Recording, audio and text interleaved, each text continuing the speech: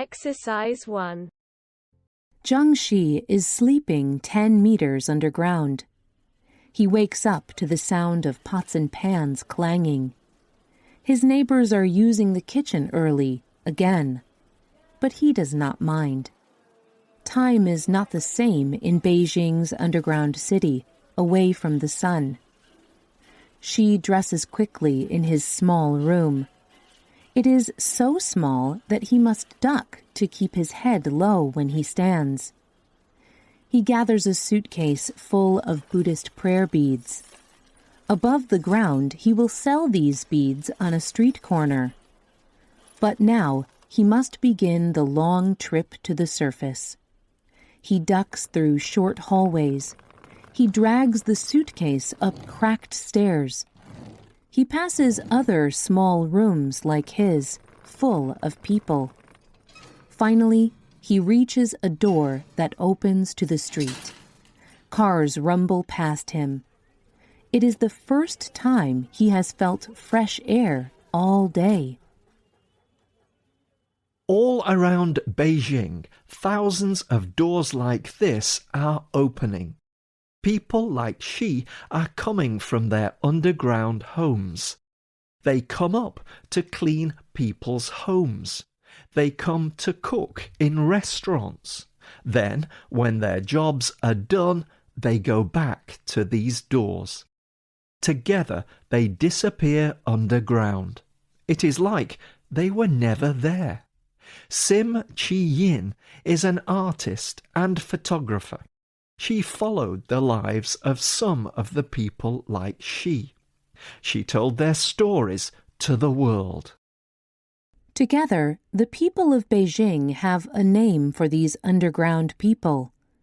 They are called Shusu, in English, the Rat Tribe. Today's spotlight is on the Rat Tribe of Beijing. Beijing is one of the largest cities in the world. Over 20 million people live there.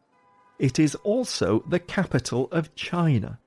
It is the country's cultural centre. Because of this, there are many opportunities for work in Beijing. People travel from all over the country to live in Beijing.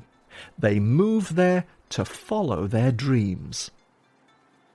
But many of these people are not wealthy, and housing in the city is extremely expensive. Some people do not have permits to work there, so they must find homes somewhere else. Many settle in the basements and tunnels of Beijing.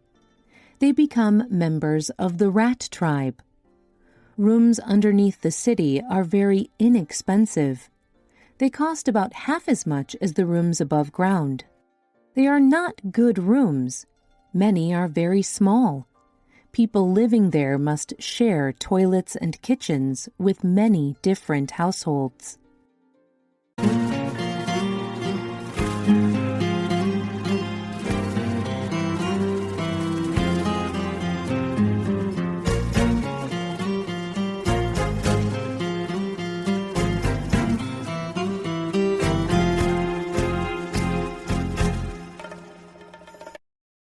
Exercise 2.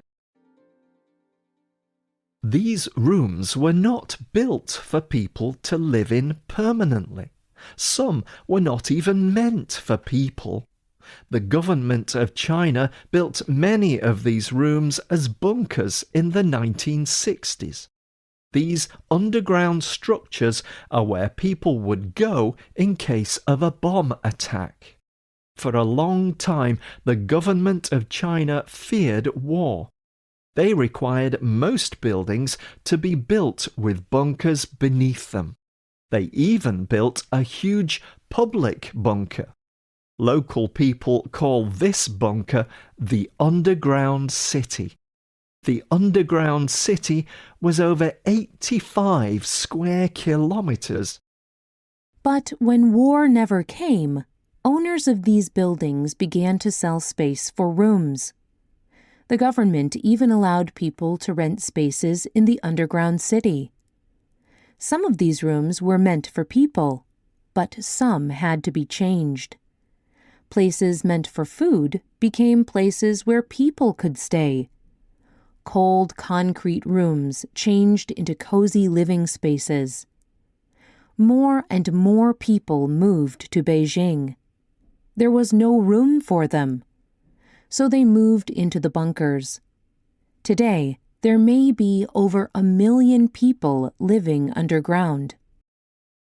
This bunker housing is cheap, but being a member of the rat tribe can be difficult. Living underground can be cramped and depressing. It is difficult to live only by electric light. Li Hao is working to become a photographer-filmmaker. He lives in Beijing's underground. He told Al Jazeera America, "The first basement I stayed at in Beijing was very large, but it was very humid, with a lot of water in the air. After 1 month, it was still smelly.